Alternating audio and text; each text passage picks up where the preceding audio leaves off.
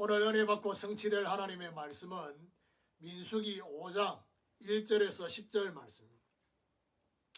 민수기 5장 1절에 10절 말씀. 여호와께서 모세에게 말씀하여 이르시되 이스라엘 자손에게 명령하여 모든 나병 환자와 유출증이 있는 자와 죽음으로 부정하게 된 자를 다 진영 밖으로 내보내되 남녀를 막론하고 다 진영 밖으로 내보내어 그들이 진영을 더럽히게 하지 말라. 내가 그 진영 가운데에 거하느니라 하시매 이스라엘 자손이 그같이 행하여 그들을 진영 밖으로 내보냈으니 곧 여호와께서 모세에게 이르신 대로 이스라엘 자손이 행하였더라. 여호와께서 모세에게 말씀하여 이르시되 이스라엘 자손에게 이르라. 남자나 여자나 사람들이 범하는 죄를 범하여 여호와께 거역함으로 죄를 지으면 그 지은 죄를 자복하고 그 죄값을 온전히 갚되 5분의 1을 더하여 그가 죄를 지었던 그 사람에게 돌려줄 것이요 만일 죄값을 받을 만한 친척이 없으면 그 죄값을 여호와께 드려 제사장에게 돌릴 것이니 이는 그를 위하여 속죄할 속죄의 순양과 함께 돌릴 것이니라. 이스라엘 자손이 거제로 제사장에게 가져오는 모든 성물은 그의 것이 될 것이라. 각 사람이 구별한 물건은 그의 것이 되나니 누구든지 제사장에게 주는 것은 그의 것이 되느니라. 아멘. 하나님이 거하시는 공동체라는 제목으로 말씀을 전가하기로 합니다. 우리 지난 주간에 행진시의 레위 자손의 할 일에 대해서 레위 지파에게는 세 자손이 있습니다. 게르손 자손, 고핫 자손, 무라리 자손이 있습니다. 특별히 게르손은 장자지만은 실제 중요한 지성물을 운반하는 자손은 둘째 고핫 자손입니다. 그 이유가 바로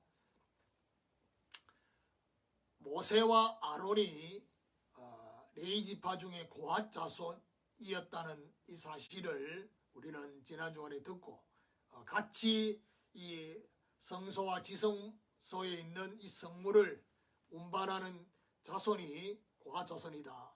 그리고 게르손 자손은 휘장들과 휘장문을 매는 그 일을 했습니다.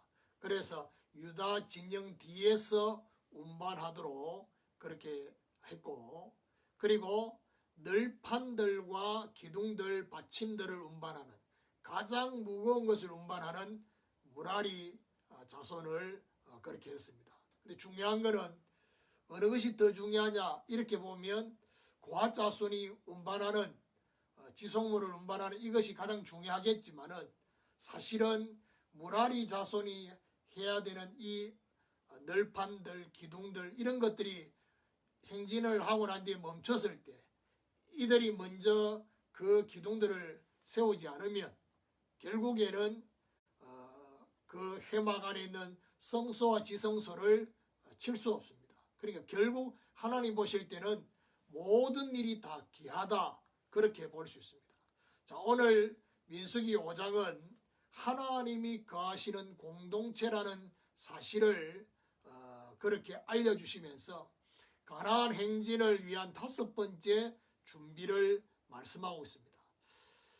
하나님이 거하시는 공동체이기 때문에 거룩한 공동체이어야 한다는 사실. 그래서 죄와 마귀의 통로를 완전히 차단하는 공동체가 되라는 의미가 오늘 본문의 내용에 나와 있습니다. 자, 그러면 첫 번째로 공동체를 더럽히게 하지 말라는 것입니다. 이스라엘 자손을 향한 명령을 오늘 1절, 2절에 모세를 통해서 하십니다. 그러면서 말하느냐? 진영 밖으로 내보내라. 진영 밖으로 내보낼 자가 있다. 그게 바로 뭡니까? 더럽히게 하지 않도록 하기 위해서. 2절에 분명히 뭐라고 말합니까? 나병한 자, 그리고 유출증이 있는 자, 죽음, 무슨 말입니까? 시체를 가까이 한 자, 시체로 말미암아 부정하게 된 이 사람들을 다 진영 밖으로 내보내라고 했습니다. 자, 남양 환자, 유출증, 죽음, 시체로 부정된 거, 이 전부 다 뭐하고 연결되어 있냐? 죄와 연관된 자들입니다. 레기 13장의 남양 환자에 대해서, 또 레기 15장의 유출증에 대해서, 레기 11장에 보니까 죽음, 이 시체를 가까이 한 이것들이 나와 있습니다. 그런데 중요한 것은 이것들이 전부 다 뭐하고 연결되냐? 죄의 오염, 죄의 전염을 막도록 하기 위한 하나님의 조처입니다. 아예 완전히 진영 밖으로 나가서 오랫동안 그렇게 살아야 되는 게 아니라 격리 기간이 있습니다. 가장 기본적으로는 7일, 그리고 7일 후에 제사장이 보이고 난 이후에 제사장이 보고 괜찮으면 진영 안으로 들어오고 또 다시 7일을. 그런데 이 시체를 가까이 한 이것은 7일이 아니라 그날 하루만 부정하게 된다라고 말하고 있습니다. 결국 이 공동체를 더럽히게 하지 않도록 하시는 이 속에 하나님은 자신을 돌아보고 회개할 기회를 주시기 위해서 그래서 그렇게 진영 밖으로 가서 생각하도록 또 자기를 돌아보도록 결국 제사장이 점검하도록 했죠. 자, 이거는 어떤 의미가 있습니까? 거룩하신 하나님이 거하시는 공동체. 진영 가운데 임재하셔서 함께 거하시는 그 하나님의 공동체이기 때문에 하나님이 공의로 통치하신다라는 사실입니다. 자, 두 번째로 공동체의 관계에 손해를 주지 말라는 것입니다. 저와 여러분 개인적으로 하나님 앞에 범죄한 죄는 속죄죄로 해결될 수 있습니다. 그런데 5대 제사 중에서 관계 속에서 죄를 지었을 때 배상을 하고 또 그렇게 손해를 입힌 것을 배상하도록 하는 그 제사가 바로 속건제입니다. 그래서 오늘 6절에 보니까 뭐라고 말합니까? 이스라엘 자손에게 이르라. 남자나 여자나 사람들이 범하는 죄를 범하여 여호와께 거역함으로 죄를 지으면 사람들이 범하는 죄인데 그 다음 뭐라고 됩니까? 여호와께 거역함으로 죄를 짓는 죄다. 일단 기본적으로 죄를 사람에게 입히더라도 이거는 여호와께 하는 것이다 라고 했지만은 그런 의미만 있는 게 아니라 이게 공동체를 깨게 하는 하나의 원인이 될 수 있다는 것입니다. 어떤 죄입니까? 레위기 6장 2절 3절에 이웃 간의 재산 중에 피해를 준 각종 죄를 말합니다. 그러니까 왜 이게 속건죄라고 알 수 있느냐? 7절 8절에 보니까 그 지은 죄를 잡아가고 그 죄값을 온전히 갚되 5분의 1을 더하여 그가 죄를 지었던 그 사람에게 돌려 줄 것이다. 이 5분의 1을 더한다면 속건죄 제사할 때 5분의 1을 더해줘라. 원래 원금과 함께. 이웃 간의 재산상의 피해를 준 각종 죄. 눈에 보이는 재산도 있지만 정신적인 피해 그런 이런 것들까지도 포함되어 있습니다. 그래서 결국 이 죄값을 5분의 1을 더하여 돌려주는 속건제를 드리라는 것입니다. 자, 그런데 문제는 뭐냐? 돌려줘야 될 그 사람이 죽었다. 그러면 분명히 뭐라고 하니까 8절에 보니까 친척에게 줘라. 근데 친척도 없다. 그럴 때는 어떻게 해요? 바로 죄값을 받을 만한 친척이 없을 때는 여호와께 드려서 제사장에게 돌리라. 그래 그의 것이 될 것이다. 근데 중요한 거는요. 제사장에게 여호와께 드려서 제사장에 돌리게 되어지면 속죄의 수양을 함께 돌려. 더 어떤 면에서 경제적으로 더 많은 것들이 순양을 드리려고 하면 그렇게 될 수 있어요. 미리 빨리 정리해라는 것입니다. 자, 결국 이거는 뭘 말합니까? 원망 들을 만한 잘못의 회개. 이것이 정말 공동체의 관계에 손해를 입힐 수 있다. 분리시키는 마귀 역사를 차단시켜야 되는 하나님의 중요한 메시지가 있습니다. 자, 그러면서 11절에부터는 뭐가 나옵니까? 세 번째로 공동체 시작인 가정의 부부관계에 대해서 말합니다. 12절 13절에 보니까 이스라엘 자손에게 말하여 그들에게 이르라. 만일 어떤 사람의 아내가 탈선하여 남편에게 신의를 저버렸고 한 남자가 그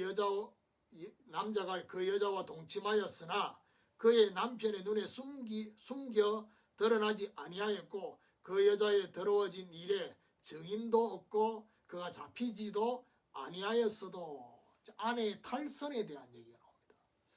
남편에게 신의를 저버리고 다른 남자와 동침을 했는데 남편도 모르고 증인도 없다. 그런데 문제는 뭐냐? 남편이 의심이 생겨지는 겁니다.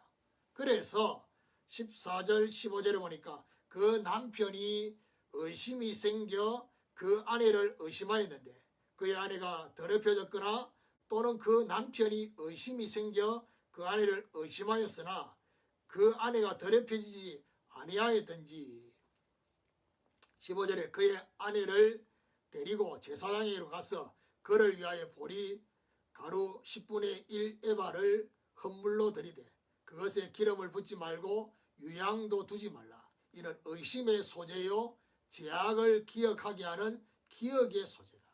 여기 보니까 소재는 기본적으로 뭐지요? 하나님 앞에 감사를 드리는 건데 오늘 여기 보니까 의심의 소재요 기억나게 하는 소재. 그러니까 하나님이 정말 기쁘게 받으시는 기름과 유향을 두지 말고 그렇게 소재를 드리라. 자, 그러면서 17절부터 23절까지는 이 소재물에 대한 제조를 하도록 그렇게 말합니다. 17절에 보니까 토기에 거룩한 물을 담고 성막 바닥에 티끌을 치하여 물에 넣고, 자, 제조를 어떻게 하느냐? 기본적으로 토기를 그 토기에다가 거룩한 물이라면 아마 그 물두멍이 있었잖아요. 이제 그 물을 거기다가 담고 성막 바닥에 티끌을 거기 집어넣고, 그러면서 그 뒤에 보면 뭐가 나옵니까?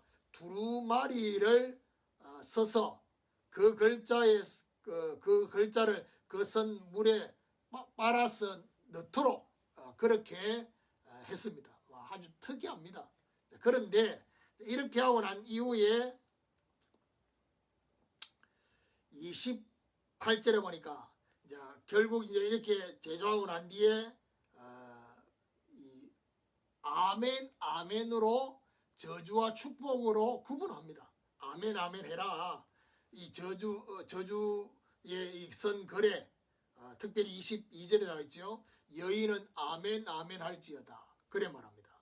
그러니까 뭐라고 해? 이 저주가 되게 하는 이 물이 내 창자에 들어가서 내 배로 붓게 하고 내 넙죽다리를 마르게 하리라 할 것이요. 여인은 아멘 할지어다. 그러니까 쉽게 말하면 아마 여자의 생식기에 임신할 수 없는, 구약에는 임신을 못하는 자체가 저주니까요. 그러니까 그렇게 되는 거에서 아멘 해라. 그러니까 저주와 축복에 대한 선언을 합니다. 28절에 그러나 여인이 더럽힌 일이 없고 정결하면 해를 받지 않고 임신하리라. 임신한다는 자체는 무슨 말이죠? 축복을 하나님께서 주신다는 것입니다. 그래서 이 공동체의 시작인 가정의 부부관계를 언급하는 이유가 뭡니까? 정상적으로 부부관계가 되어져서 공동체 전체에 힘이 되어지게 하라는 하나님의 의미가 가했습니다. 결론적으로 하나님이 거하시는 공동체에 대한 적용을 해보면요. 가장 먼저 나병 환자, 유출증, 시체를 가까이 한 이것을 통해서 뭐죠? 공동체의 오염을 막기 위해서 진영 밖으로 내보내라. 제2의 차단을 말합니다. 그리고 공동체의 분리를 막기 위해서 관계 속에 손해를 입힌 것, 이 손해를 갚으라는 거죠. 이거는 바로 뭐죠? 마귀 역사를 차단하기 위해서.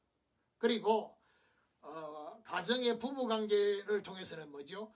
공동체의 이탈을 막기 위해서 가정의 정상적인 부부 관계를 회복하도록 하시고 있습니다. 여기서 우리는 이런 생각을 할 수 있습니다. 그러면 왜 의심의 소재를 여자에게만 했냐? 뭐 그때 당시에 여자는 뭐 숫자에도 포함되지 않고 또 여러 가지 어떤 면에서는 남편이 임의로 여자를 이혼하기도 하고 막 이런 것들이 될 수 있습니다. 오늘 이 부분은 여자만을 이렇게 배제하는 그런 의미가 아닙니다. 그 남편들이 어떤 면에서는 이런 것들을 의심의 소재를 이용해서 의심되는 이걸 이용해서 이혼하게 하고 여자를 버리고 이런 것들을 막도록 하기 위한 것입니다. 결국 하나님이 합법적으로 여자를 보호하기 위한 소재다라는 사실입니다. 그래서 거룩하신 하나님과 온전히 하나됨을 오늘 가나안 행진 이전에 준비하고 누려야 될 것이다. 그러려고 하면 뭐 해야 됩니까? 저와 여러분 각 개인마다 고린도서 3장 16절에 너희가 하나님의 성전인 것과 하나님의 성령이 너희 안에 거하시는 줄 알지 못하느냐. 하나님이 거하시는 성전, 거룩한 성전이 되게 하는 이 비밀을 저와 여러분이 누려야 됩니다. 이런 하나님의 축복이 있기를 예수 그리스도 이름으로 축원합니다.